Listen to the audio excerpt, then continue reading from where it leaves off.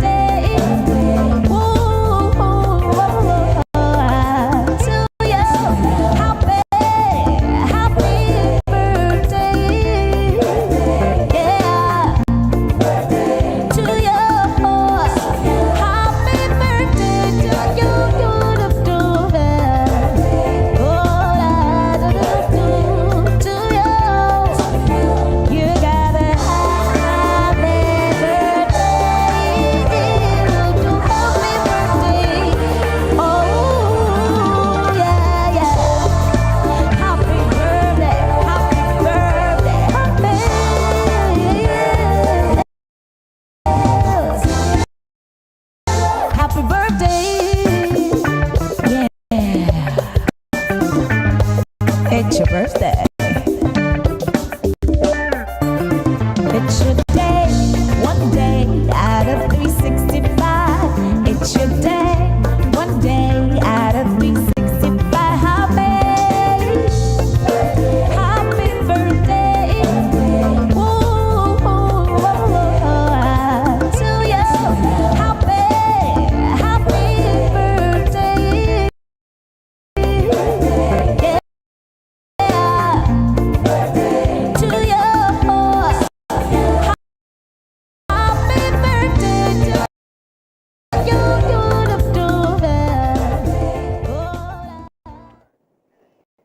Yeah, so happy birthday to these souls celebrating their birthdays with Ghana.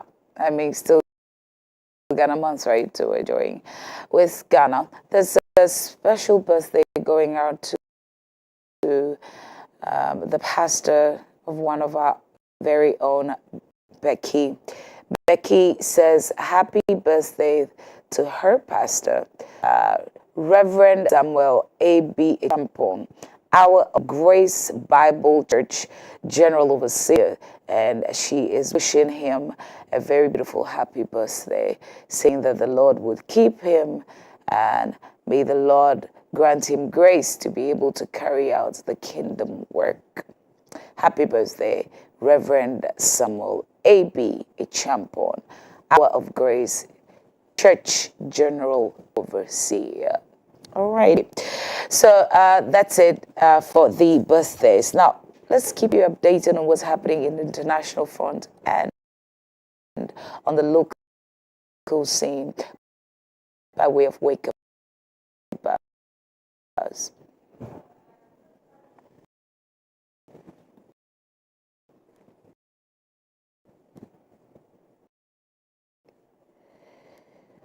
Okay, so Parliament passes bill to abolish e-levy. President Mahama assents expected. So the move to abolish the tax has been widely welcomed by many Ghanaians, and the bill will now be sent to the president's desk for assent. Now, the e-levy was introduced in 2022 by previous NPP administration. It was designed to impose 1.5% as mobile money, bank transfers, and online payments. Now, since the introduction, been protests and public outcry with arguing that they really don't like this whole levy thingy. So even at a point when people had to send huge amount of money, would rather do in-person actions. But I mean, what very necessary for business transactions, international transfers, they did those. I think that this is a relief. Listening to most of the business people, they seem to be happy about this.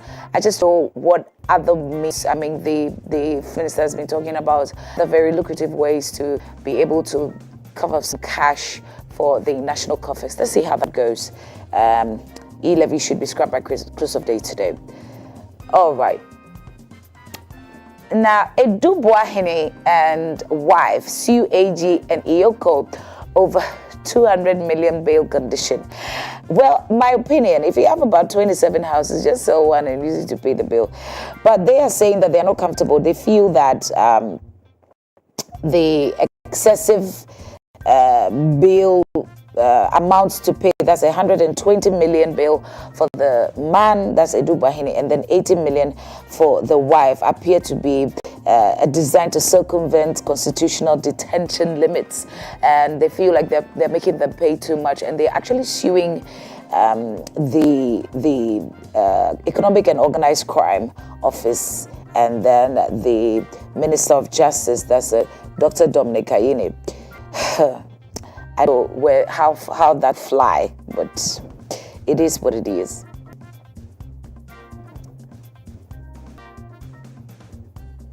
"40 former public workers sue government over alleged unlawful dismissals." I can understand that. I mean, you gain a job and then in 2 minutes they take their job away. Now, the workers that were hired in 2024 claimed that dismissals breach constitutional rights and due processes.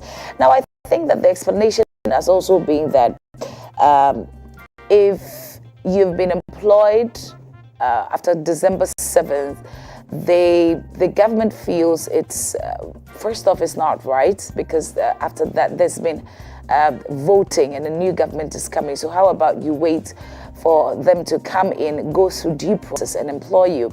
Some people who have been employed, yes, we agree that they fully deserve to be there. They have the expertise, have the qualifications to be there. But the mode of employment is what comes off as not very acceptable.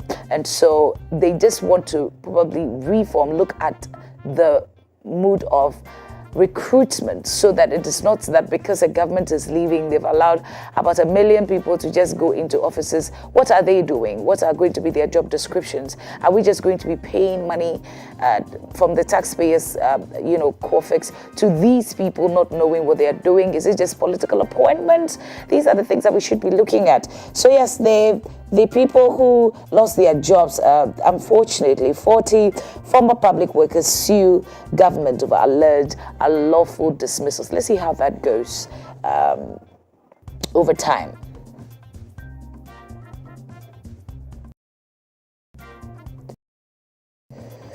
Fuel stations to operate 24 hours. NPA boss calls for security agencies to support.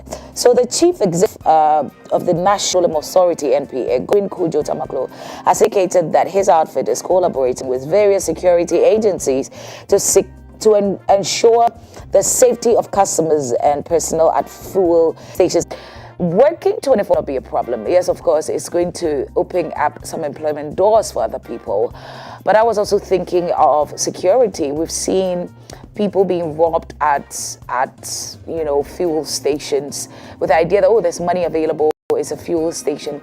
Now they're running 24 hours. What security is available? So if we're assured that there's going to be utmost security, why not 24 hours would do? I mean, every time there's on the road, there's this ability to top up gas. So why not? So only there will be adequate security. Glad to hear that security police are asleep on duty because they're tired. Yeah.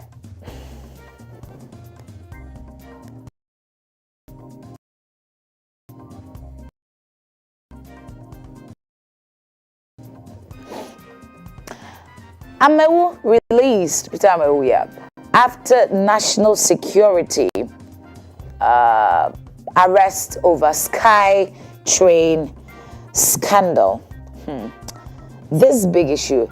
I wish that we had some, deep conversations about it. Well, maybe I'm hoping that Koko will deal with that during the review. But the former appointee was reportedly taken in for questioning in connection with the 2 million SkyTrain project, and his arrest was part of the ongoing investigations into the failed SkyTrain initiatives. And the project, which had about $2 million allegedly committed to it, was revealed to have not met objectives, and as confirmed by the Attorney General and Minister of Justice, Dr. Dominic Ayine. All right.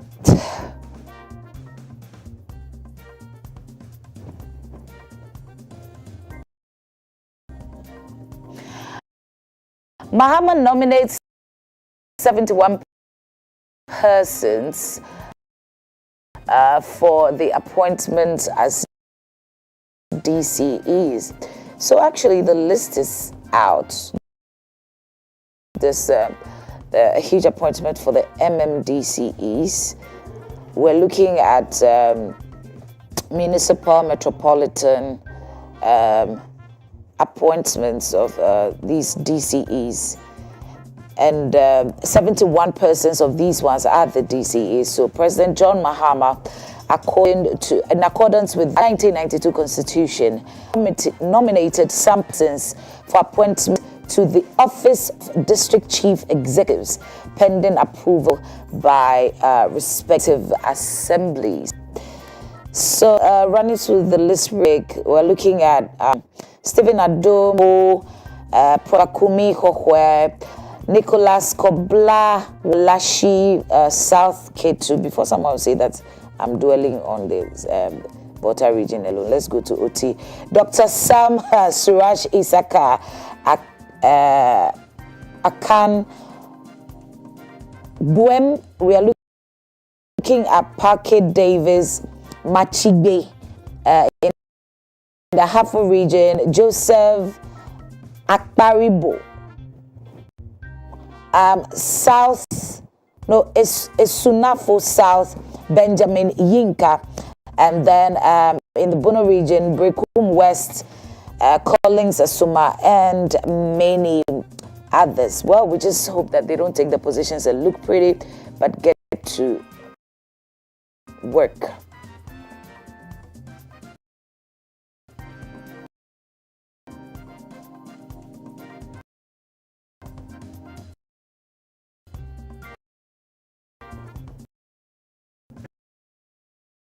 Now, 60% of billboards are illegally mounted, and Association of you don't even have to look far. There's just one around the Accra Mall, right? This morning, when I was coming, I noticed that one of these, billboards or signboards, it just collapsed, and it's affected some electric pole. Such a mess. Some of them have not gone through the proper scrutiny. We don't know what materials they use, but they seem to be pretty weak and falling off. So you are even scared, like, hey, when you look at these things and you're like, okay, when it rains, what's going to happen to my property?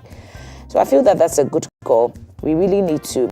This is the job of the MMDCEs, right? It's the municipal and then the metropolitan assemblies, to be able to look out for these things. There has to be a proper procedure of grabbing these things and mounting billboard. To seize energy infrastructure. So Ukraine is ready to plead with ceasefire, prohibiting attacks on energy infrastructure. President Vladimir Zelensky says, in line with a deal that was brokered by the United States during 3 days of negotiations with Ukraine and Russian officials in Saudi capital. Speaking, the comments underscored the tenuous agreements that came out of the 3 days of separate U.S.-Ukraine and U.S.-Russian talks in Riyadh. Yes, Riyadh. So we're looking out for a good outcome, because the Ukraine and Russia agreement would look good for businesses, especially in the oil industry. So yeah.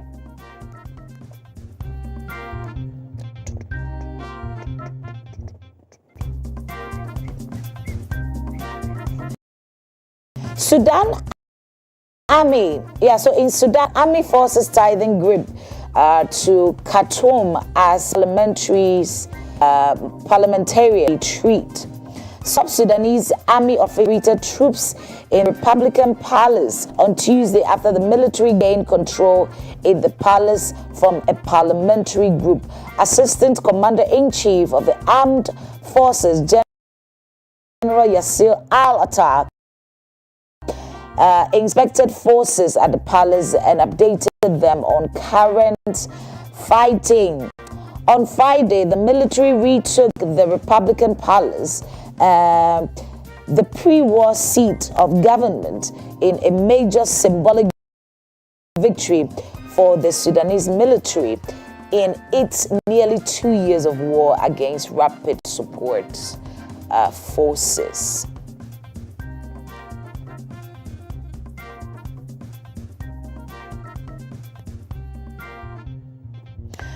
Okay, HIV infections soar in Tigray, all the way in Ethiopia. In 2020, the war began between the Ethiopia's government and it was backed by neighboring Eritrea and then Tigray fighters.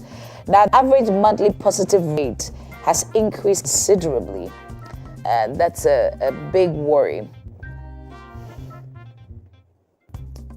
And I'm very sure most of these people have been raped in the process, so it's not something that Africa. Kenyan police offer missing after Haiti gang ambush. So a police officer is declared missing after Haiti gang ambushed them. Now, the rescue teams attempted to resolve the situation. Suspected gang members lying in wait launched an attack. Following the attack, specialized teams for the missing officer. We pray he is found in good condition and not found dead.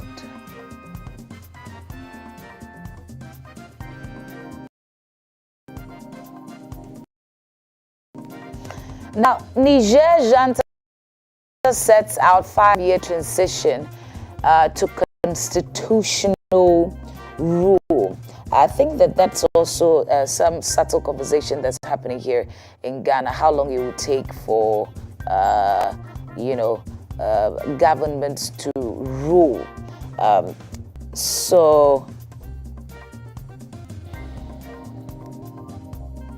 The Niamey, in Niamey, March 26th, Niger's ruling junta said there would be a ceremony for a new transition charter. So we're thinking that maybe it's also a thing that Ghanaians are looking at. Instead of 4-year term, we're looking at 5-year term. Let's see how that goes. Or 6 for us, maybe. Norway temporarily shuts South Sudan embassy over security.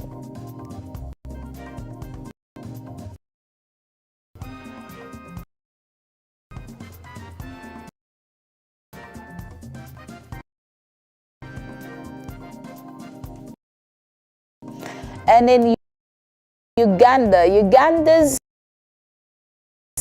$5 billion EA Cup pipeline gets funding boost.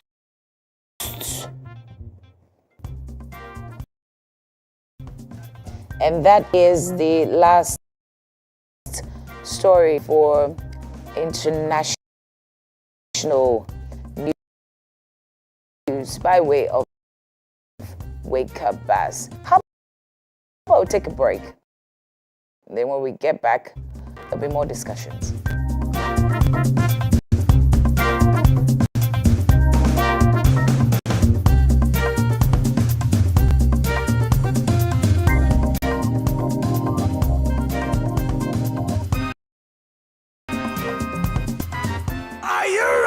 love it, Jama. Come on, hey, I tried. Come on, everybody, let's go. Come on. Hey, come on. Everybody, I tried. Come on, I tried. Hey, I tried. Come on.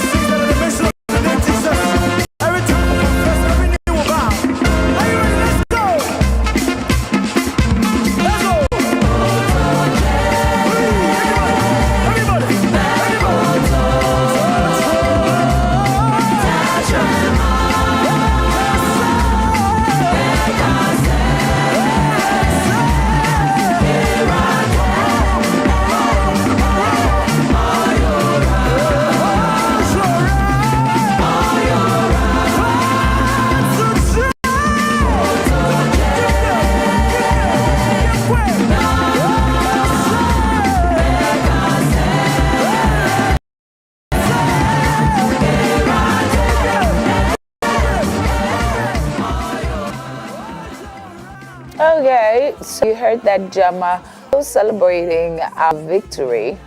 And Ghana is looking good when it comes to Mexico. Yeah.